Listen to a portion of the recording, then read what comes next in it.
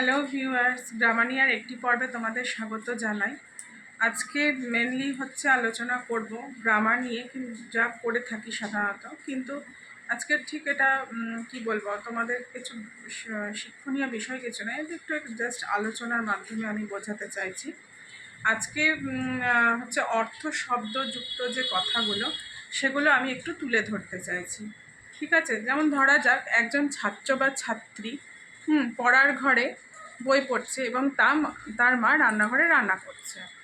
এবার বাঙালি সন্তানের পড়ুয়া মাকে রান্নাঘরতে ডাকলেন যে রান্নাঘরে আয়।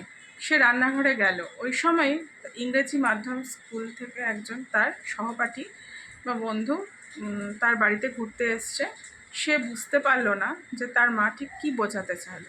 তখন তার মা তার উদ্দেশ্যে বললেন যে যেটা বললেন রান্নাঘরে আয়। তখন তার বন্ধু তাকে এক্সপ্লেন করে দিল যে আমি কিচেনে যাচ্ছি, মা ডাকছে, মম ইজ কলিং। তাহলে এই যে এক্সপ্লেন করে বুঝিয়ে দিল, তখন সে বুঝতে পেল।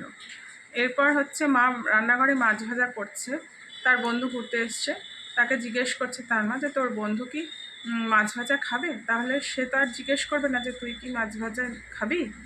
তখন ওকে গিয়ে বলছে, are you like fish fry, do you eat fish fry.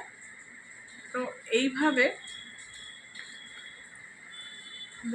যে বুঝতে পারবে সে বুঝলো, কিন্তু যে বুঝতে পারবে না তার পক্ষে তো অসুবিধা হয়ে গেল।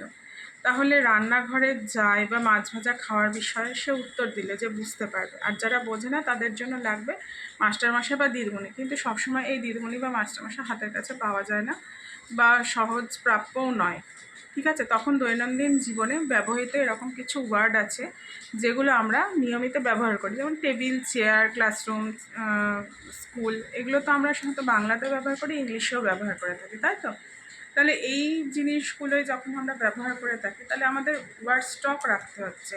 আর এই ওয়ার্ড স্টকগুলো অনেক সময় জানার জন্য আমরা ডিকশনারি শরণাপন্ন হই, তাই তো? তো আমরা যে ডিকশনারি শরণাপন্ন হয়, সেটি তো অনেক মোটা বা আকারে বড় থাকে।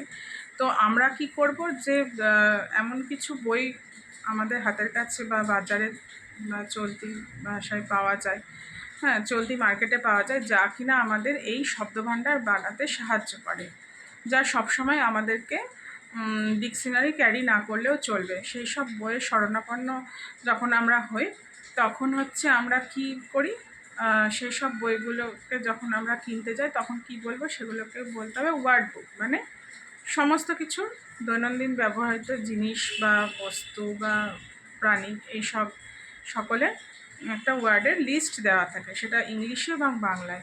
তো সেই ওয়ার্ড বুকের আমরা যদি শরণাপন্ন হই, তখন আমরা অনেক কিছু করে জানতে পারি। সাধারণত এগুলো ক্যারি করতেও সুবিধা হয়। তাহলে বন্ধুরা, আজকে আমি ওয়ার্ড বুকের কথা বললাম। নেক্সট দিন এই ওয়ার্ড বুক নিয়ে আরও বিস্তারিত আলোচনা করব। আমার সঙ্গে থাকো এবং আমার ভিডিও কেমন লাগছে তা অবশ্যই লাইক কমেন্ট করে জানিও, এবং আমার চ্যানেলটি যদি ভালো লেগে থাকে তাহলে সাবস্ক্রাইব করে পাশে থাকা বেল আইকনটি প্রেস করে নিও নোটিফিকেশান পাওয়ার জন্য, এবং সবার সাথে শেয়ার করে দিও। ধন্যবাদ।